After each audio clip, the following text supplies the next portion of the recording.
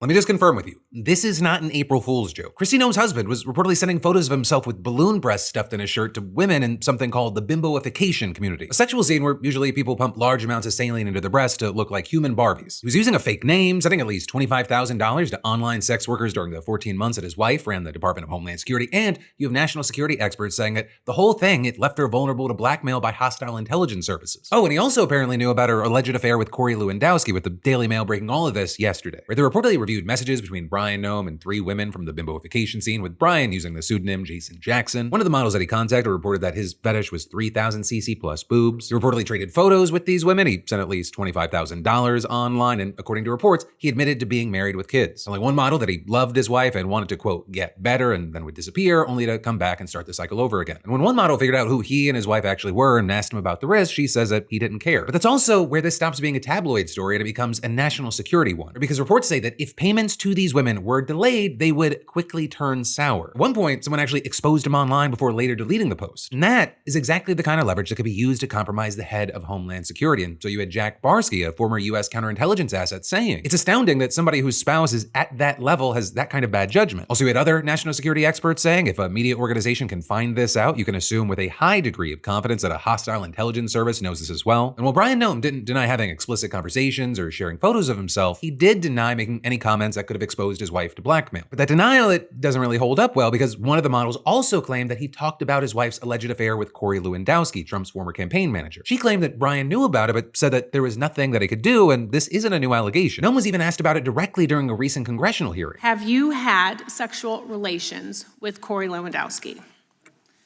Mr. Chairman, I am shocked that we're going down and peddling tabloid garbage in this committee today. Reclaiming and my ma'am, time. one thing that I would tell you is that he is a special government employee who works for the White House. There are thousands of them in the federal government. So reclaiming and my is an time, advisor Secretary, it is and has okay for no you to... And as we talked about then, that response was very specific. Right under oath, Noem never outright denied the allegations. But also, despite the rumors, she and Lewandowski had still been seen together publicly, including during a recent trip to Guyana. Now, as far as the reactions to this online, it kind of became the joke of the day on the internet. But you also had the New York Times talking to people in Noem's hometown of Castlewood, South Dakota, and they found something that was more complicated. Brian Noem's apparently a very well-liked guy there, the quintessential small-town guy who runs an insurance agency and advertises in the local paper every week. And one of the things you saw was that people who knew him, they had a hard time believing that any of this was real, with one person telling the Times, must be AI. I grew up playing ball with Brian. I've never known him to be part of stuff like that, saying, I don't believe that at all. But with that, you had the Daily Mail saying they ran the photos through specialist software that found no evidence of AI manipulation. Also, as far as other reactions, you had former Senator Nancy Turback saying, I am sorry that Brian is now the subject of so much attention himself and for any embarrassment he's experiencing, and adding he never asked for the public life in the first place, and I know him to be a kind and decent man. But then, as far as Kristi Noem being a focal point, she got a lot less sympathy from the community, with people saying, Kristi invited this type of coverage by her actions at the Department of Homeland Security, and her representative said that the family was blindsided by this and they asked for privacy and prayers at this time. But really, here's what I'll say with this situation, right? It's easy for people to laugh at, and people are, we're seeing that. But underneath the jokes, there is a real national security concern that shouldn't be dismissed, right? You're seeing people note that last year, Trump's team halted FBI background checks, making it easier for people to slip by the Senate to get security clearances and access to sensitive information. The person that was running the Department of Homeland Security, the agency overseeing ICE, CBP, TSA, FEMA, and the Secret Service,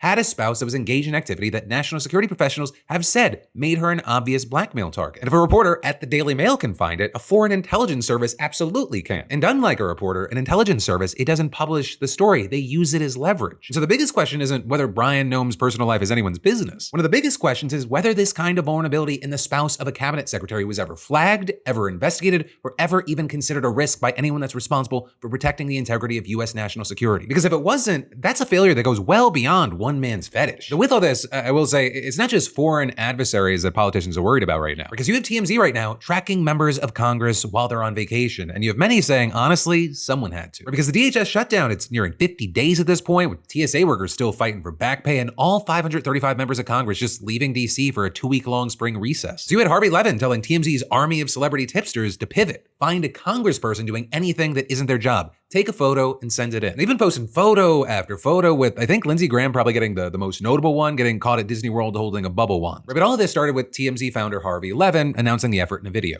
If anybody goes to Disney World with their family for spring break, or goes to a beach somewhere or anywhere on vacation, take a picture and send it to us at TMZ.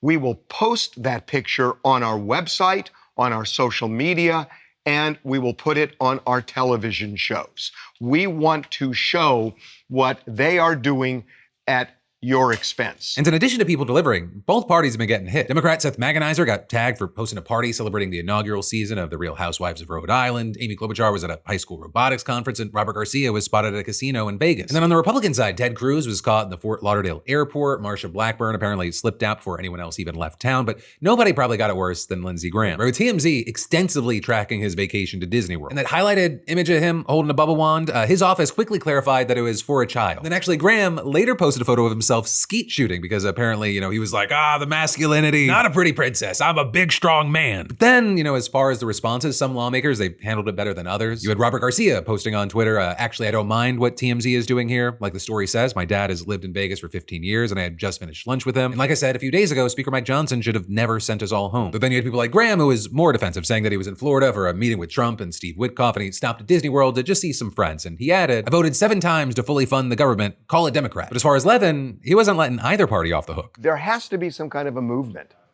because they are insulting our intelligence by thinking, we can get over on them by blaming it on the other party. It's not the other party, it's both parties. And we are kind of sick of the way they are patronizing us.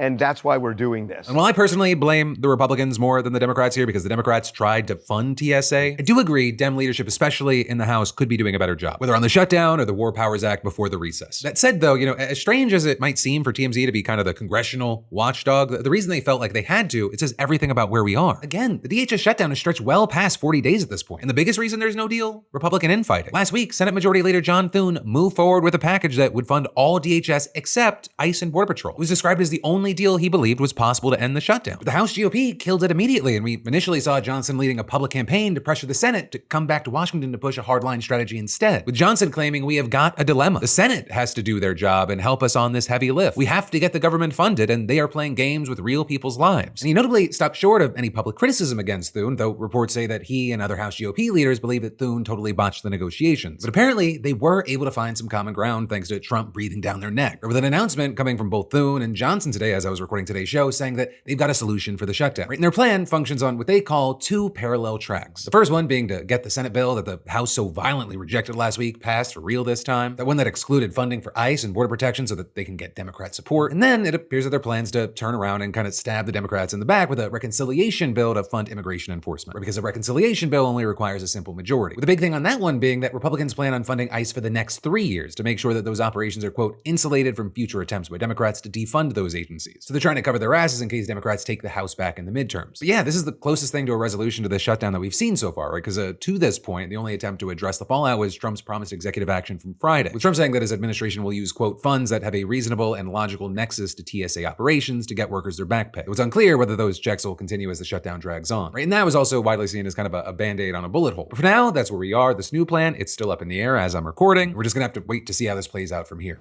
And then there's more we've got to dive into in just a minute, but first let me thank a sponsor and say, the older that you get, the less a few drinks feels like no big deal and more like a terrible decision with a 48-hour warranty. That is a feeling I had until I discovered today's sponsor, ZBiotics Pre-Alcohol. You see, ZBiotics Pre-Alcohol is the world's first genetically engineered probiotic designed by PhD scientists to save you after a crazy night out. Right? Invented by PhD scientists to tackle rough mornings after drinking. And here's how it works. When you drink, alcohol gets converted into a toxic byproduct in the gut, and it's that buildup of this byproduct, not just dehydration, that's to blame for rough days after drinking. Pre-alcohol produces an enzyme to break this byproduct down. I've talked about it. I was skeptical at first, but after trying it, I woke up the next day feeling good and able to go about my day as planned. And ZBiotics Pre-Alcohol has a 100% money-back guarantee, so you got nothing to lose except the brutal morning after. In April, it's packed with outdoor fun, sports, and festivals, so don't let a rough next day derail you. Drink pre-alcohol and keep going. Just remember to make pre-alcohol your first drink of the night, drink responsibly, and you'll feel your best tomorrow. So hey, scan that QR code or head to zbiotics.com/DeFranco and use the code DeFranco to get 15% off your first order. It's zbiotics.com/DeFranco, code DeFranco for 15% off your first order.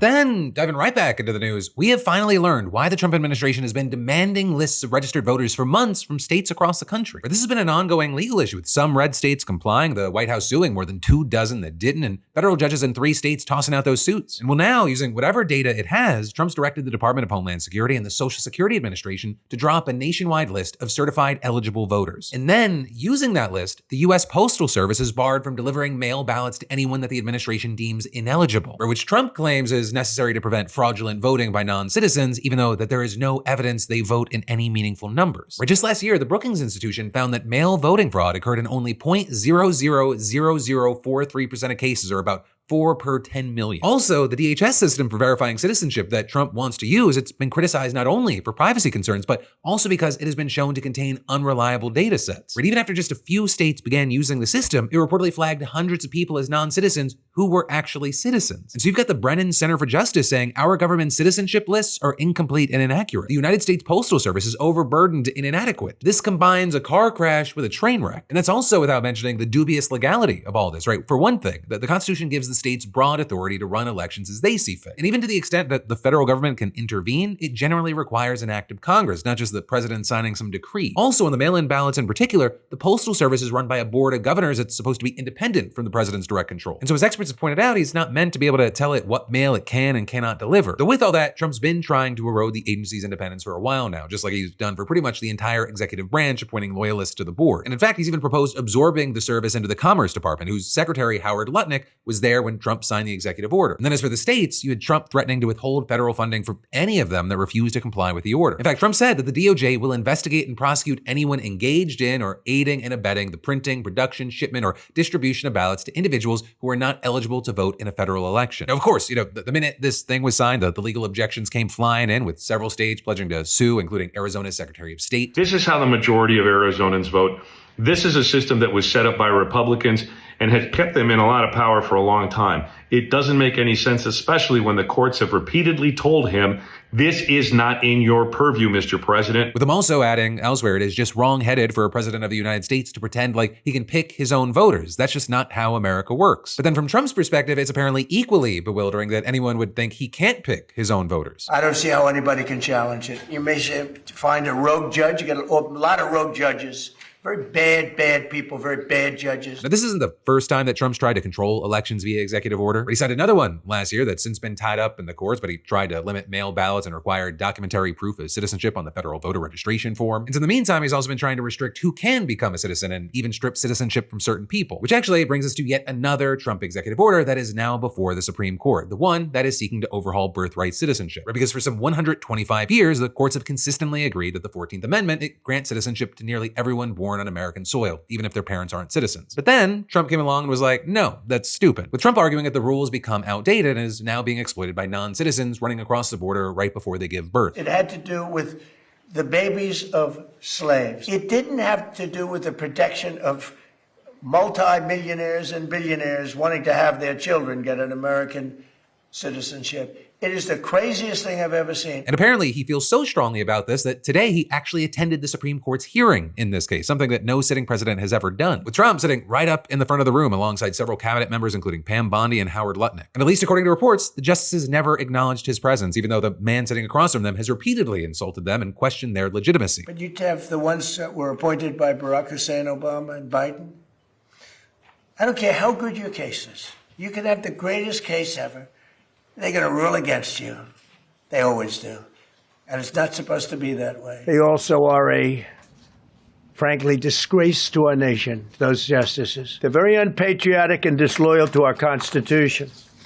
It's my opinion that the court has been swayed by foreign interests and a political movement that is far smaller than people would ever think. But with all that, according to reporters who were there and the audio that we've heard, the justices seem much more skeptical of Trump's lawyer's argument than they were of the other sides. And the stuff you have about unlawfully present, it's like Roman law sources you're going to. If somebody showed up here in 1868 and established domicile, that was perfectly fine without respect to anything, any immigration laws. There they were. And so why wouldn't we, even if we were to apply your own test, come to the conclusion that the fact that someone might be illegal is immaterial.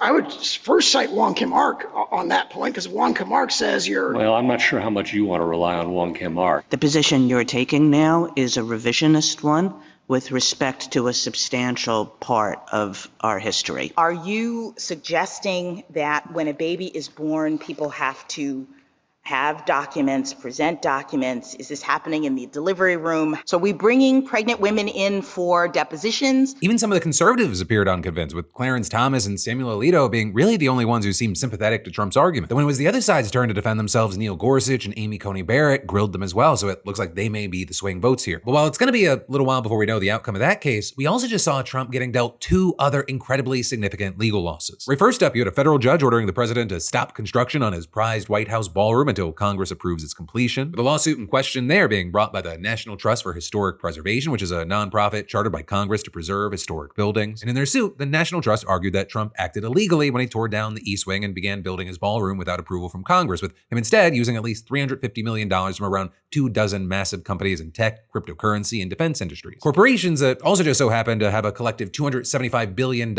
in government contracts before the Trump administration, kind of just coincidentally. And with all that, in an absolutely scathing decision, you had U.S. District Judge Richard Leon, who notably was appointed by George W. Bush, agreeing with the National Trust, arguing that from the start, the administration had provided shifting and dubious accounts of what legal authority the president had to fund this project with private donations and zero input from Congress, claiming that Trump has failed to identify a law that allowed him to demolish the White House's East Wing without congressional approval, and ruling that Trump likely didn't have the authority to replace entire sections of the White House without Congress, and saying the president of the United States is the steward of the White House for future generations of first families. He is not, however, the owner, and then adding, no statute comes close to giving the president the authority he claims to have, with Leon going on to directly contradict Trump's claim that Congress had implicitly given him the power to make changes because it set aside several million dollars for the White House as part of a law that allowed alteration and improvement, with the judge noting there that the law in question only allows the president to spend an annual budget on the building's care, maintenance, repair, and specifically lists examples like air conditioning, heating, and lighting. And then beyond that, Leon also hit back at the administration's repeated claim that the project must go forward because of unspecified matters of national security that could imperil President Trump. Because while the administration has not elaborated on those claims, it's long been known that there are secure facilities for the president and staff under what used to be the East Wing before Trump demolished it. But in his ruling, Leon pointed out that Trump was literally the one who created a potential vulnerability in the first place, writing, "Please, while I take seriously the government's concerns regarding the safety and security of the White House grounds and the president himself,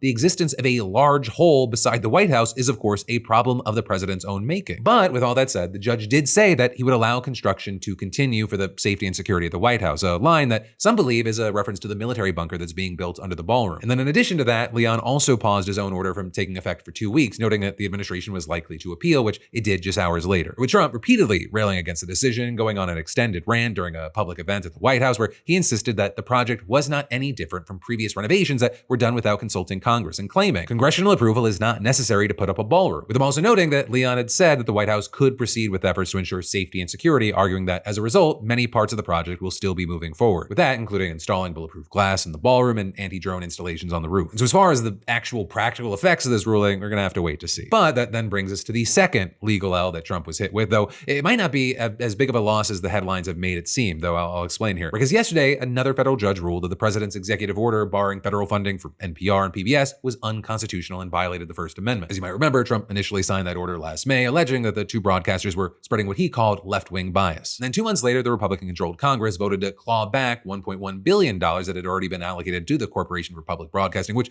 used to distribute money to the broadcasters but has since shut down. But in this new decision, U.S. District Judge Randolph Moss halted the federal government from permanently cutting off funding for NPR and PBS, ruling that the executive order was a clear violation of press freedoms under the First Amendment because it amounted to viewpoint discrimination and unconstitutional retaliation, writing, "It is difficult to conceive of clearer evidence that a government action is targeted at viewpoints that the president does not like and seeks to squelch," with him then going on to say that Trump can express his views and criticize certain reporting, but adding he may not, however, use his governmental power to direct federal agencies to exclude plaintiffs from receiving federal grants or other funding in retaliation for saying things he does not like. And as expected, you had the two public media broadcasters and their lawyers cheering the move on as a major victory for press freedoms. And there, while I'll say that is certainly true, it might not go as far as they had hoped, because the ruling, it doesn't override Congress, so there's no way to get back the $1.1 billion in funds that have already been revoked, nor does it say that Congress has to fund NPR and PBS in the years to come. But and this is big, it does remove a major hurdle that a future Congress would have faced if it wanted to restore funding. Like, let's say if things go well in the midterms and Democrats take over, it is a very real possibility they could start funding the two entities again as soon as next year. And so, well, even if in the immediate future it's not as big of a win as some have hoped, it's still, in some eyes, a nice middle finger to Trump and his efforts to undermine basic democratic principles. And you have many saying that any win for press freedoms, it's a loss for Trump and authoritarianism, and it's important to celebrate the small victories where we can, especially if it can lead to bigger ones down the road.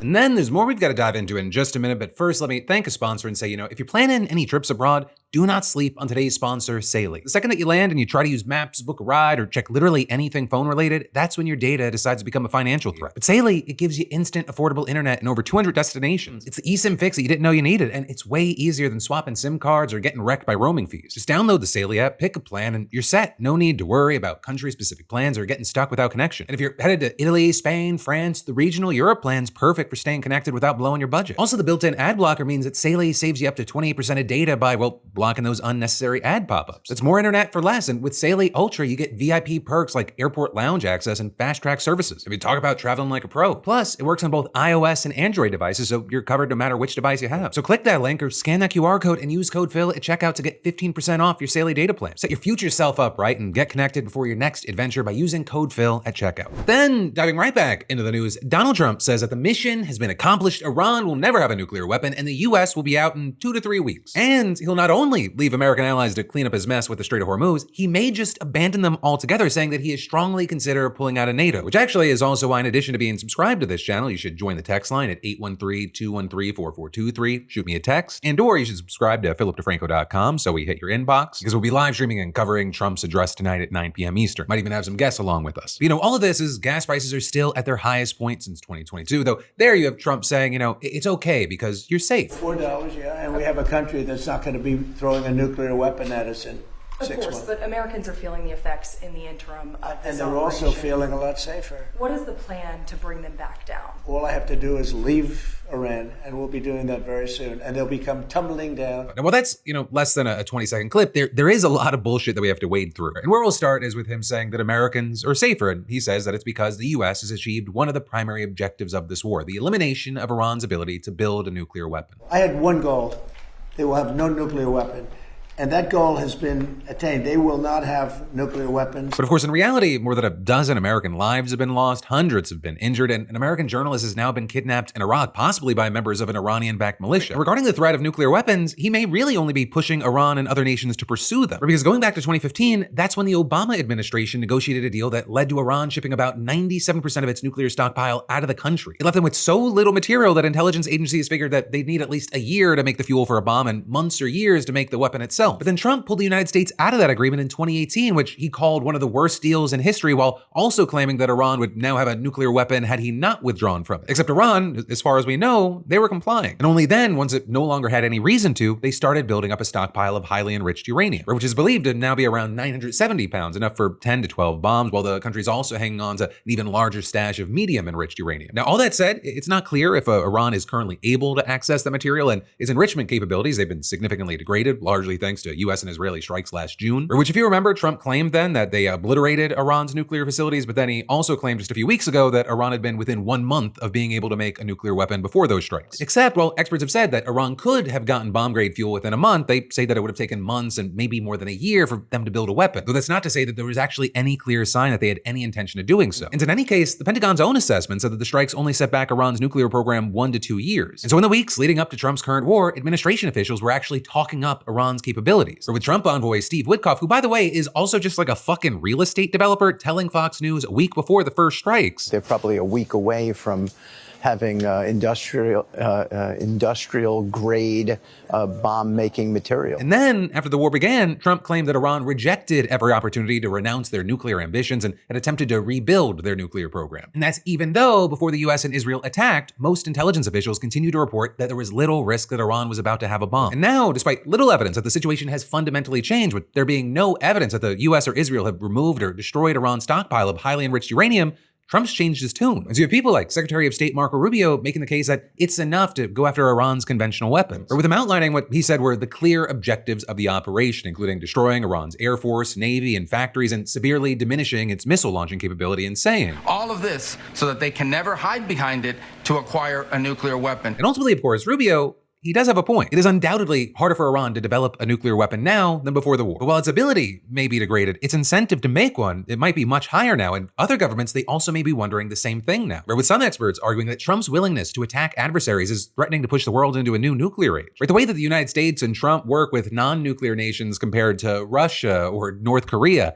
vastly different. Now, with all that said, the rhetoric that we're seeing, it may actually be more about giving Trump an off-ramp. And in fact, it's something that Israeli PM Bibi Netanyahu may also be preparing for. With him declaring yesterday that Israeli and American attacks on Iran had smashed Iran's industrial capacity to produce nuclear weapons and ballistic missiles, and saying that they have removed 2 existential threats to Israel, and adding, the Ayatollah regime in Iran is weaker than ever, and the state of Israel is stronger than ever. We have shaken this regime, and I tell you, sooner or later, it is destined to fall. And with that, Trump suggested yesterday that the U.S. would end its offensive in Iran in 2 to 3 weeks, and adding, we'll be leaving very soon, and if France or some other country wants to get oil or gas, they'll go up through the Strait and Hormuz Strait. They'll go right up there and they'll be able to fend for themselves. What happens with the Strait, we're not going to have anything to do with. But of course, it's because of the situation with the Strait that the U.S. leaving won't mean that prices will automatically just go tumbling down if the U.S. leaves, as Trump claims. So you have many, including experts, saying it's not clear what he's thinking there. Although he did show that it's still on his mind when you had Trump claiming in a social media post this morning, quote, Iran's new regime president, much less radicalized and far more intelligent than his predecessors, has just asked the United States of America for a ceasefire. And adding, we will consider when Hormuz Strait is open, free, and clear. Until then, we are blasting Iran into oblivion, or as they say,